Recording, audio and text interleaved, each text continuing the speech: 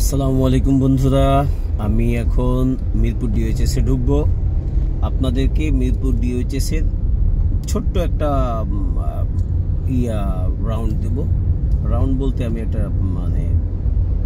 ঢুকলে কিংবা আশপাশটা দেখলে আপনারা এটা বুঝতে পারবেন মিরপুর ডিওএইচএসটা থাকার জন্য আবাসিক এরিয়া হিসেবে কতটা আদর্শ, কতটা ভালো। আমি এখন আছি মিরপুর ক্যান্টনমেন্টের গেটে। আমার বাম সাইডে হচ্ছে মিরপুর সেনানিবাস, ডানে হচ্ছে মিরপুর ডিওএইচএসের 2 নম্বর গেট, আর সোজা চলে যাচ্ছে যে রোডটা দেখছেন মেট্রো রেল ধরে, এটা হচ্ছে উত্তরার দিকে। সোজা গেলে উত্তরা দিয়াবাড়ি মেট্রো রেলের লাস্ট স্টপেজ। আর আমি সোজা এখন ঢুকছি মিরপুর ডিওএইচএস, লেখা আছে ওই যে দেখুন, ওয়েলকাম মিরপুর ডিওএইচএস। ডান সাইডে হচ্ছে জ্যোৎস্না সরোবর লেক। এখন ডান সাইডে আরেকটা হচ্ছে এই যে মিরপুর কালচারাল সেন্টার, আর বাম সাইডে হচ্ছে 2 নম্বর অ্যাভিনিউ। এই 2 নম্বর অ্যাভিনিউ দিয়ে সামনের দিকে গেলে হচ্ছে আমরা সন্ধ্যার পরে ব্যাডমিন্টন খেলি, ব্যাডমিন্টন জোন।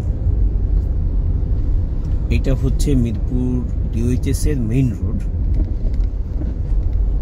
এই মেইন রোডের ডানে এবং বামে বিভিন্ন অ্যাভিনিউতে বিভক্ত করা।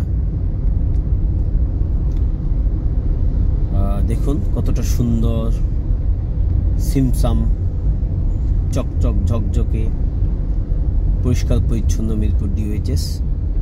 এখানে নির্দিষ্ট গতি দেওয়া আছে, প্রত্যেকটা বুথের মধ্যে আপনার সিকিউরিটি থাকে। এখন অবশ্য দুপুরের সময়, এই জন্য মনে হয় সিকিউরিটি নেই, এবং নির্দিষ্ট রিক্সা ছাড়া এখানে কোনো রিক্সা চলবে না। আমার বাম সাইডে এই যে আর একটা লেক,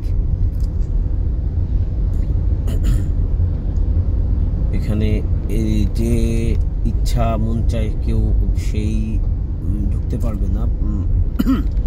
রুলস রেগুলেশন মেনে এখানে চলতে হবে, রুলস রেগুলেশন মেনে ঢুকতে হবে। সবকিছু সাজানো গোছানো। ডান বাম দিয়ে এখন কিছু নার্সারির দোকানও আছে, যেগুলোতে আপনি বিভিন্ন ফুল গাছ এগুলোর চারা পাবেন।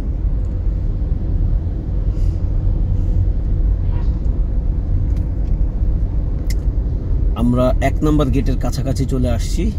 সামনে দেখা যাচ্ছে মিরপুর শপিং কমপ্লেক্স, বাট আমরা 1 নম্বর গেটে যাব না, শপিং কমপ্লেক্সের ওই দিকেও যাব না। আজকে শুধুমাত্র মেইন রোড আর হচ্ছে 8 নম্বর অ্যাভিনিউ দিয়ে ঢুকবো। 7 নম্বর অ্যাভিনিউ আমার এখানে যাব আমরা।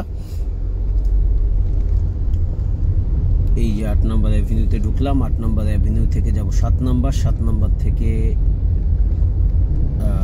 দেন আমাদের ডেস্টিনি। আমরা যাচ্ছি আস্তে আস্তে।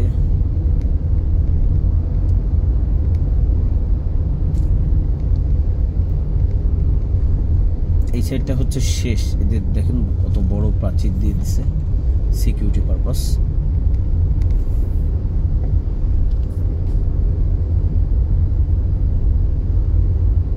দেখুন প্রত্যেকটা বাড়ির সামনে সাজানো গোছানো, সবুজায়ন, গাছগাছালি, যে যার মতো করেই নিজের নিজ দায়িত্বে আসলে গাছগুলো লাগিয়েছে, এই গাছগুলো, এবং খুবই সিমসাম টিপটপ।